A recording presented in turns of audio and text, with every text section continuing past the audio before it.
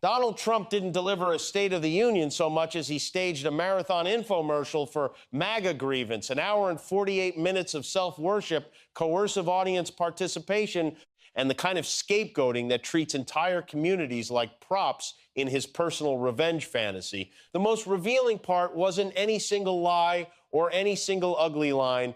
It was the structure of the whole thing, a record-long address designed to exhaust the public, blur reality, and replace policy with performance. Multiple outlets described it as his longest ever address to Congress, running roughly 108 minutes and beating prior modern records. And if you watched it, you could feel why Trump's team needed it to be that long. A short speech would have forced discipline. It would have forced specificity. It would have forced him to answer the obvious question hanging over his second term. What exactly is getting better for ordinary Americans besides Trump's ego? Instead, Trump dragged the country through a slog of slogans, crowd cues, and recycled talking points, with the chamber visibly fractured and Democrats openly resisting the normalization of his authoritarian style. Reporting described Democratic protests and an atmosphere that, at times, looked less like a constitutional ritual and more like a campaign rally staged inside the Capitol. That's why the emptiness mattered. Not just the literal empty seats, but the empty substance. Trump shouted that America is winning and hot, like he was trying to hype a casino grand opening rather than explain a governing agenda. In the transcript you provided, he repeats the same childish boast, winning so much people supposedly beg him to stop because he can't persuade with details, only with dominance. The speech was an extended attempt to substitute volume for legitimacy. And legitimacy is exactly what he's losing. Midway through, Trump did what Holiday won't flatter him. He pivoted to dehumanization. The Washington Post described a stark tonal shift in the speech as he leaned into immigration attacks and orchestrated a made-for-TV moment that demanded lawmakers physically signal allegiance to a statement prioritizing citizens over undocumented immigrants. That wasn't leadership.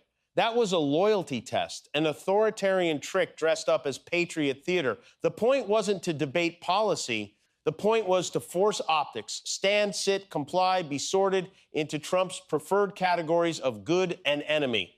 That one moment tells you almost everything about Trump's governing worldview. He doesn't want disagreement. He wants submission. He doesn't want a pluralistic country. He wants a hierarchy with himself at the top, forcing public gestures of loyalty from elected officials like they're contestants on his old reality show. Then came the kind of rhetoric that should have ended political careers in any healthy democracy. Trump reportedly referred to Somali pirates and suggested they had ransacked Minnesota, using a whole community as a punchline and a threat narrative to justify harsher immigration crackdowns. In the clip-based recap you provided, the framing is even more explicit. Trump dragged Somali people into a story about importing cultures, using the ugliest nativist logic, other people's cultures are inherently corrupt, and bringing them here poisons America.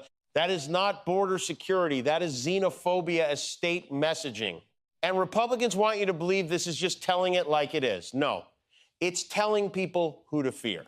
Trump also leaned into the authoritarian habit of promising force abroad as casually as he promises cruelty at home. He talked about Iran in the language of obliteration and dominance, Lorite-laced monologue meant to sound tough on television. In your transcript, it's the same pattern. He implies past destruction wasn't total enough and suggests doing it again, while presenting himself as the only man who can extract the secret words he demands from other nations. It's a strongman fantasy where international security depends on Trump's personal mood and other countries are expected to speak lines from his script. And then there was the dishonesty so constant it became the speech's only consistent policy. Trump bragged about tariffs as if they're magic. He portrayed them as a fountain of wealth that would replace income taxes, shifting the burden away from Americans because in his tell and pay. But even mainstream reporting on the address highlighted that Trump was still complaining about the Supreme Court's recent ruling against his tariff authority and insisting his administration would find alternate legal routes. Anyway, that's the core scam. Tariffs don't pay themselves, and legality doesn't matter to Trump if the threat makes him feel powerful. He sells tariffs as patriotism, the obstacle when courts say he can't impose them the way he wants. The most brazen moment of reality denial might have been when Trump spoke as if the court had approved what it had just rejected, projecting confidence while the justices sat there stone-faced. If you're looking for a thumbnail image of Trump's relationship to truth, that's it. Declare victory in the face of contradiction and dare the country to correct you.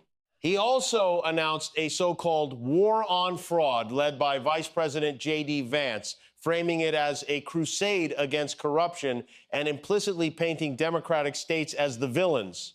In the transcript you supplied, it's pitched with that familiar Trump hypocrisy, a man defined by fraud judgments, endless grift, and contempt for oversight, appointing a Loy Roud as if saying the words makes them real. The point isn't to solve anything. It's to create another rhetorical weapon, another excuse to target enemies and reward allies. Then Trump flirted with the kind of anti-constitutional fantasy he cannot stop returning to, the third-term obsession. In your transcript, he openly joked that the first year of his second term should be my third term, blaming strange things and hinting at the idea that the rules shouldn't apply to him. In any normal era, that would set off alarms across the political spectrum. In MAGA land, it got smiles and applause from the people who have trained themselves to treat the Constitution like a suggestion. That's what made the speech when it was boring, because it wasn't a boring speech from a normal president. It was a long, monotonous normalization campaign for authoritarian instincts wrapped in a parade of staged winners, performative applause cues, and identity-based scapegoating. The irony is that Trump could not hide how thin the enthusiasm looked even inside the room. Your transcript points out the awkward optics, empty seats, boycotts, and moments where applauded. And outside the chamber, news coverage emphasized how Democrats organized counter-programming and protests around the address, treating it not as a civic ritual, but as propaganda they refused to legitimize.